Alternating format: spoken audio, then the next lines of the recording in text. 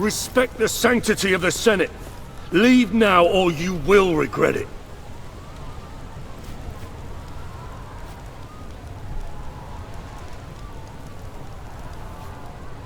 You know I cannot do that.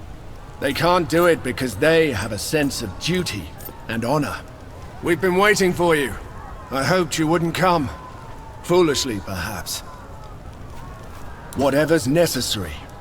You have already crossed the first line. I will not let you cross the last.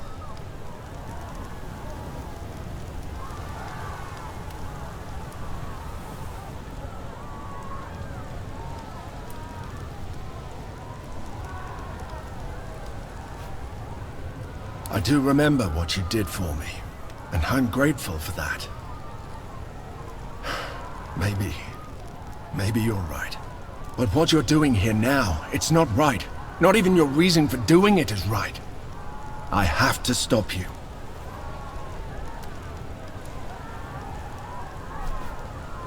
Perhaps you're right. I don't know anymore. His confidence is wavering. Keep pushing him. I think he can be convinced.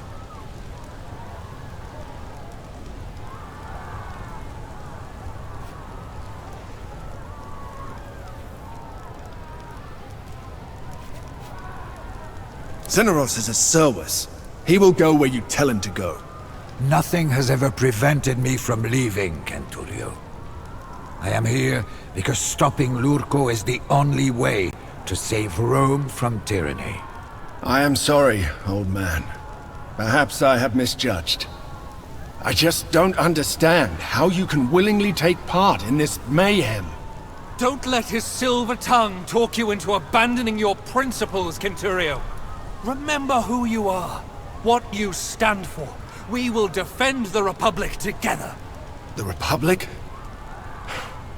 I heard you somehow convinced Kato and Kikaro to support you. Or at least to get out of your way. Perhaps there is hope for the Republic yet then.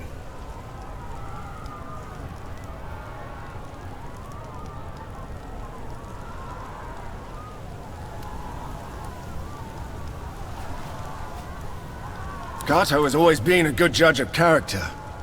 If I'm still uncertain, perhaps I should look to him for guidance. Very well. I shall fight with you. But know this. The moment you turn into a tyrant, I will be the first to stop you. Never trust a traitor, my father used to say. This will not change anything, you know. Just give up.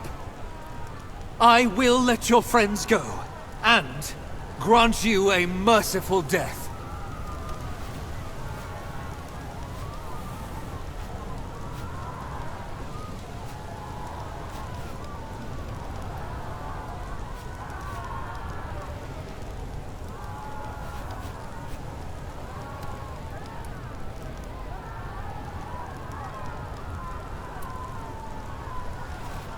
You dare leave your consul's side?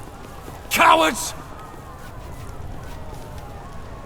At least you'd save the honor and standing of your family, and not be branded a traitor in the annals of history.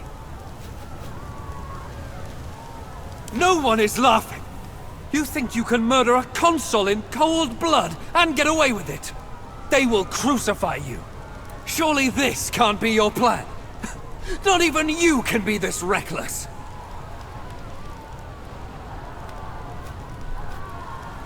Look around you.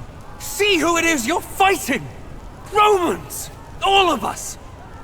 I suppose you think that honor will be yours.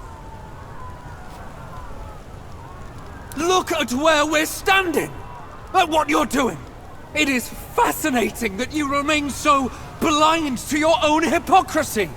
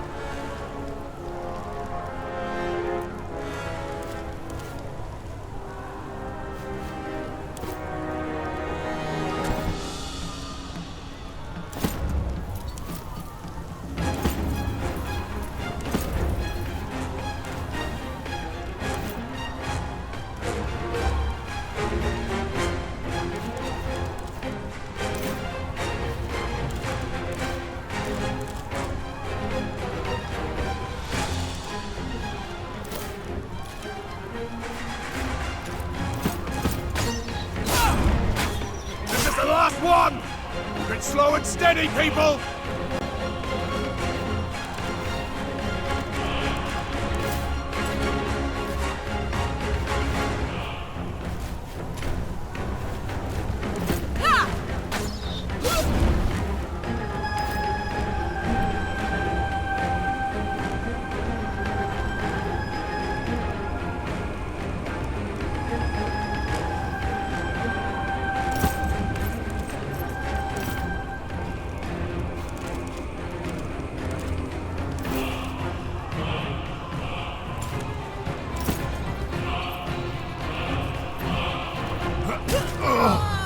There was no glory in this battle.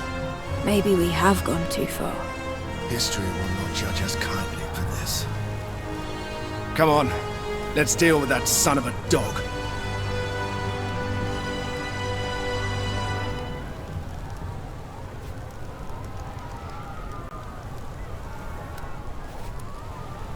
Can you not hear the angry mob outside? Can you hear the cries of the helpless that you swore to protect? When will you understand that everything you fought for... What is happening? The roof is falling. Seek cover! The fury of the gods. Is everyone all right? We're all fine, but not everyone in here was so lucky. We have to get out of here.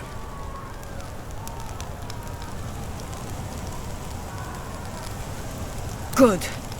One final push. You madman! Will nothing make you see reason? Come then! Claim your vengeance!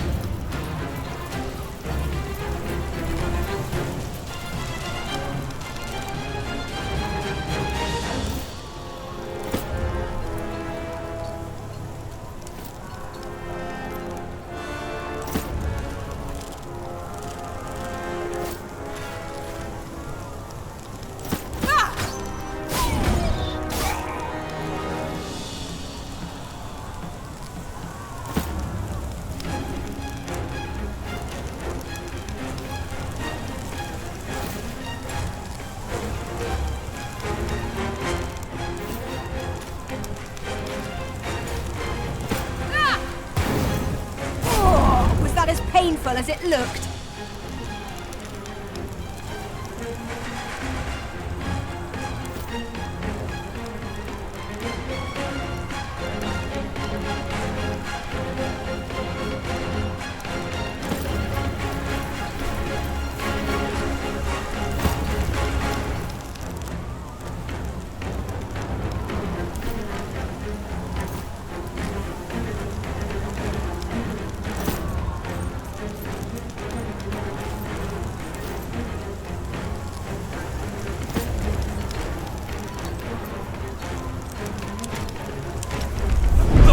Of the world is at stake.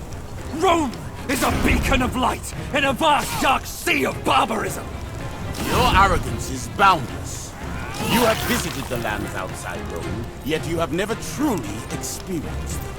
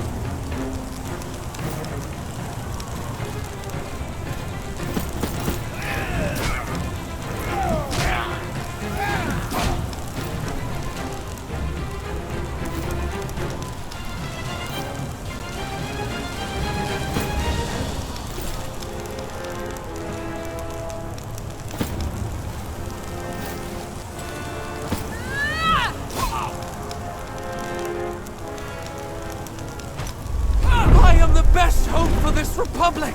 Without my efforts, you will succumb to sectarianism and corruption! Such problems are endemic to all attempts at democracy, but they can and will be conquered. Without you,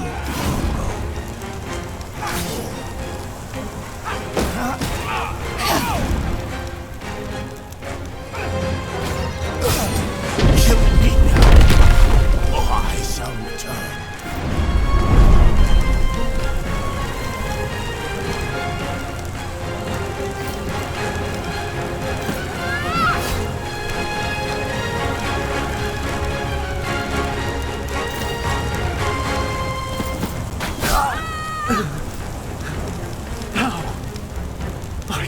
I'm not going to die here, that's for sure.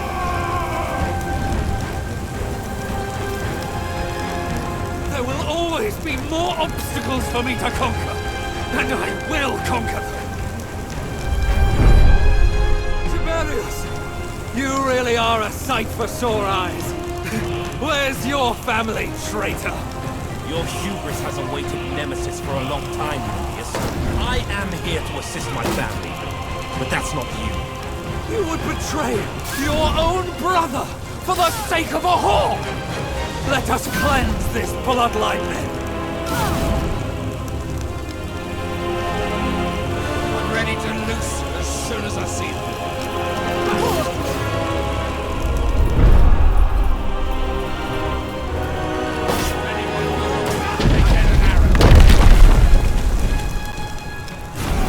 Some of this is my blood.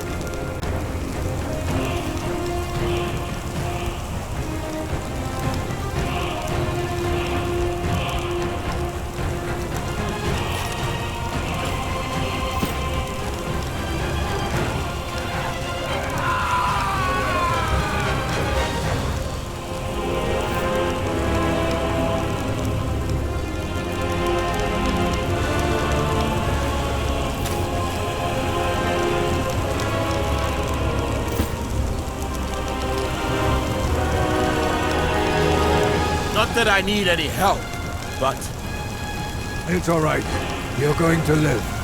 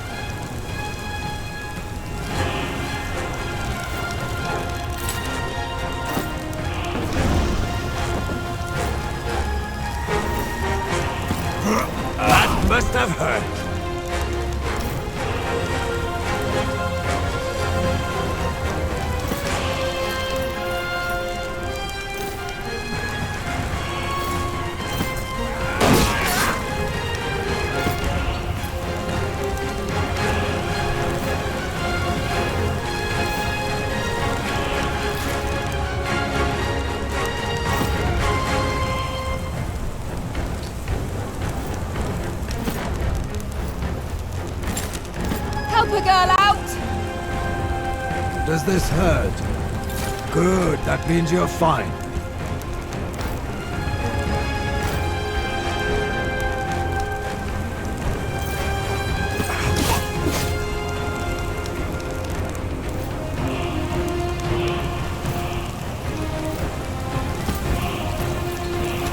May I request some help, please?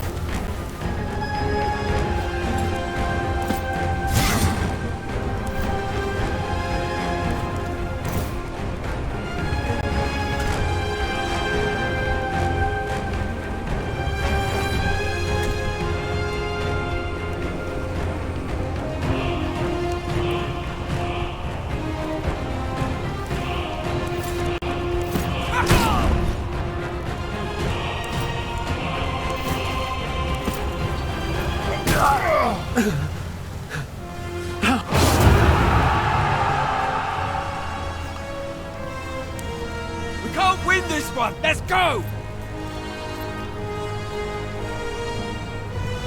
You've been dreaming of this since the day your father died.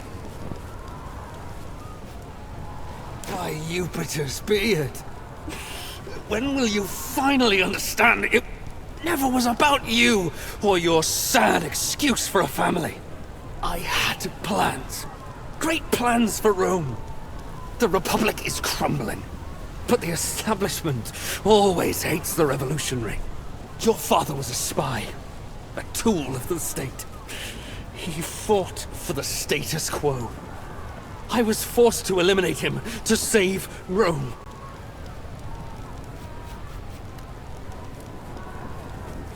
Maybe. What's clear is that somebody must take charge. The point was never becoming the king. It was that Rome needed a king in the first place. Someone who could cut through the endless dogshit coming out of the Senate. The blatant tribalism, the spiteful self-sabotage, the bribery and greed. We need someone who is willing and able to make difficult and unpopular decisions. If a decision is made for the right reasons, it can never be wrong. It doesn't matter if you kill me. In fact, I'm content. You are clearly a better choice to lead Rome. It seems the part I intended my role to be in molding the first Emperor of Rome.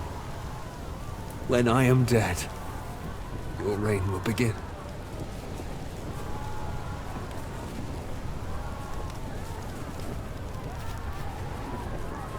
Salve, Rebius. I don't have much to say. Let me repay you for manipulating me and exploiting me your whole life. Tiberius, you fool. You weakling. And now, you'll do the dirty deed of... Up!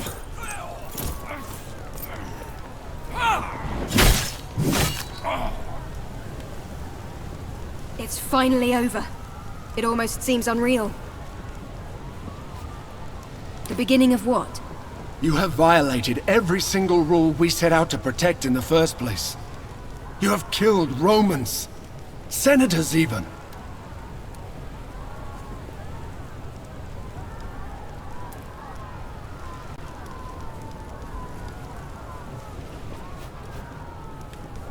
Kaiso was right.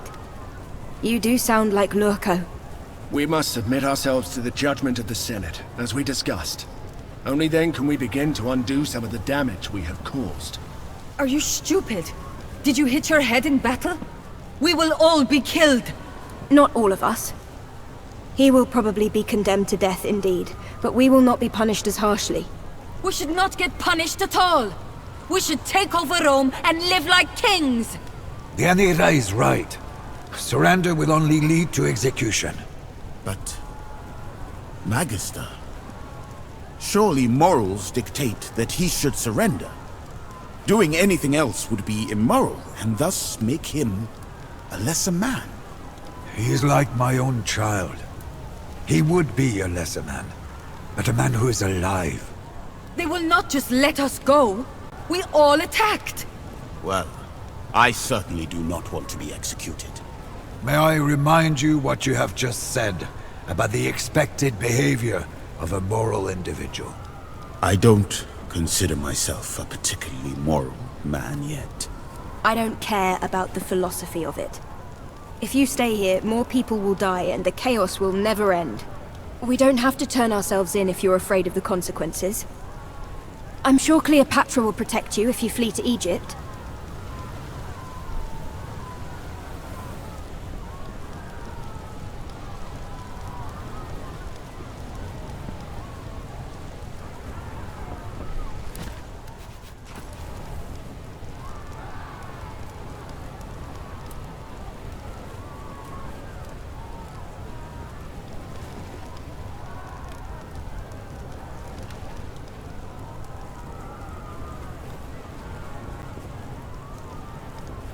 I admire your principled stance, Domine. But do you understand the consequences? They are likely to execute you. Are you sure you want to do this? Don't do this, please. I feel like I just found you. We can just leave. Together.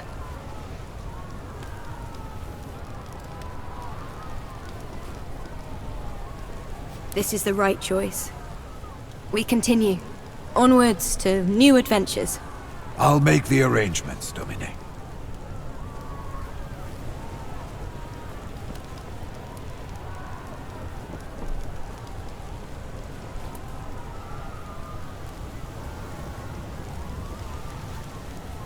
As you wish. Let us leave at once.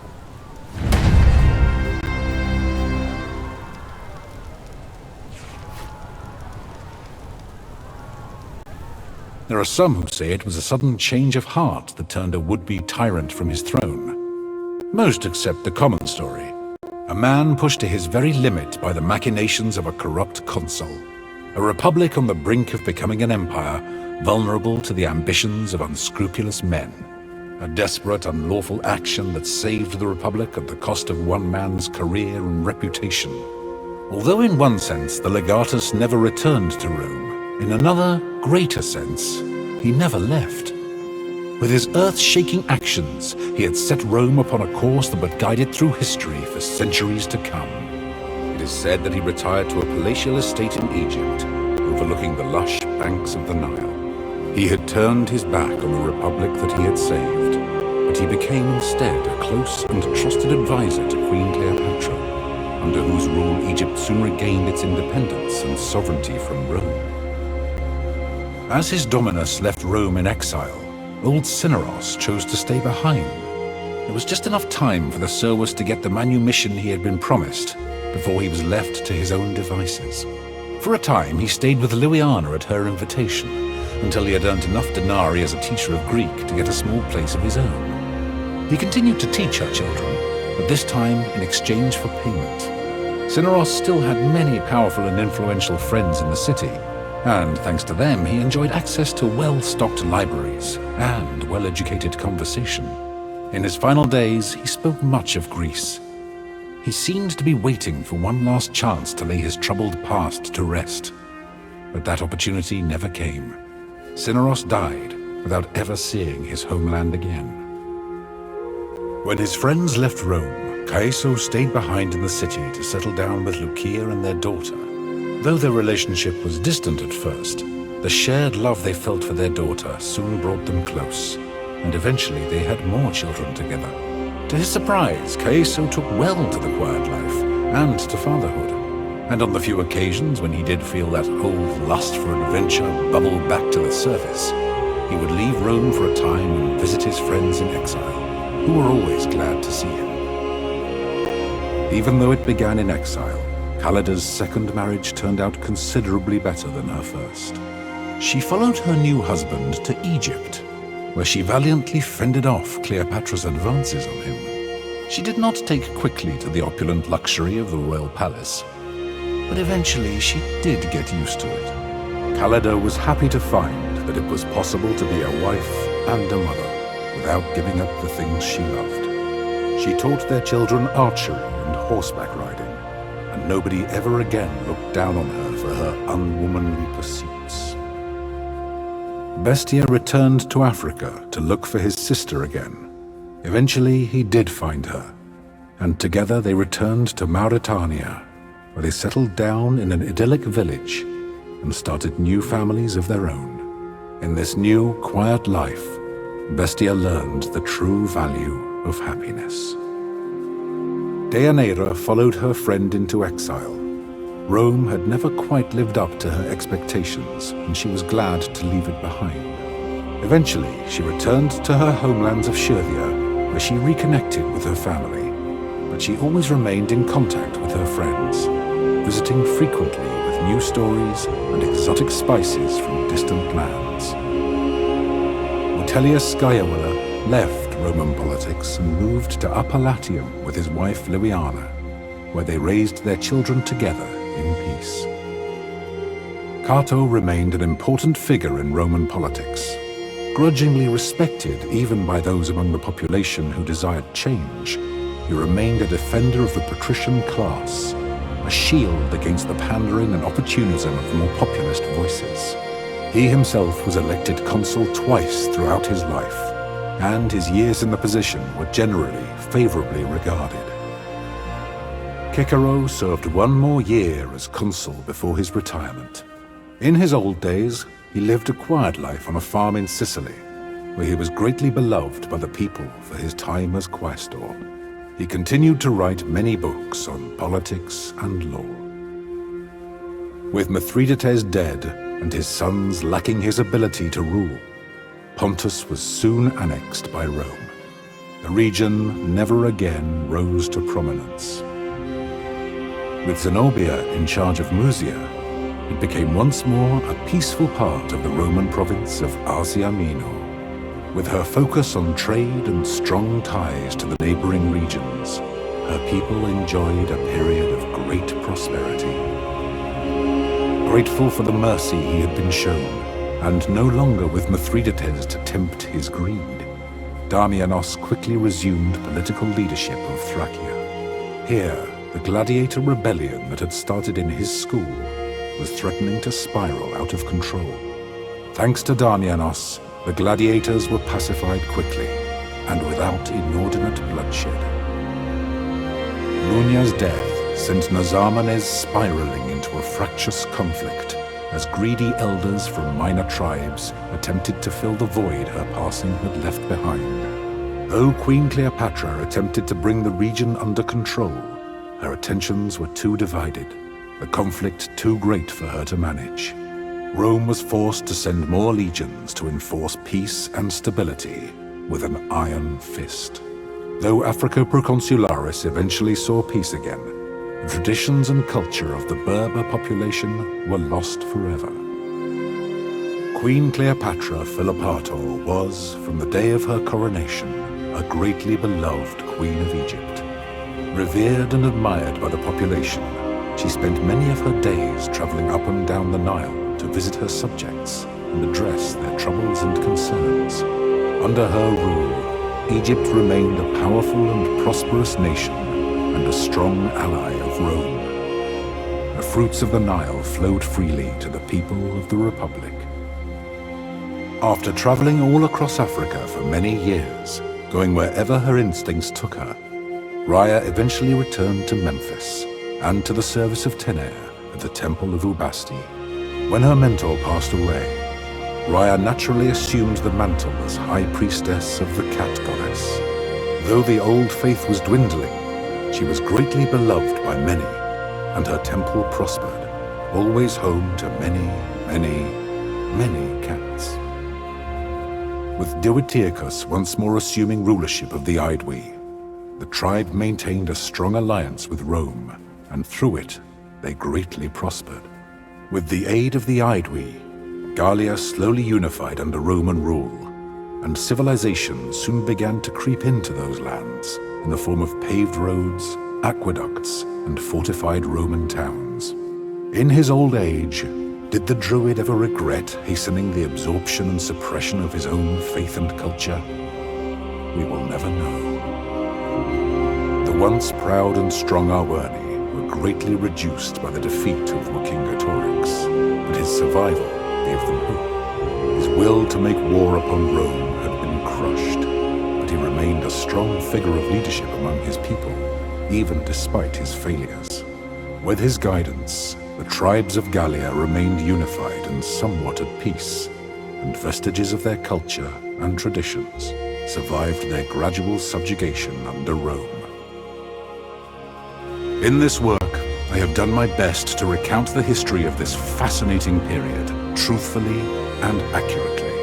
As I have scoured the sources and spoken to many who claimed to have heard the story from someone who was there at the time, one thing that has stood out to me is the pivotal moments along the way where our story could have turned out very differently.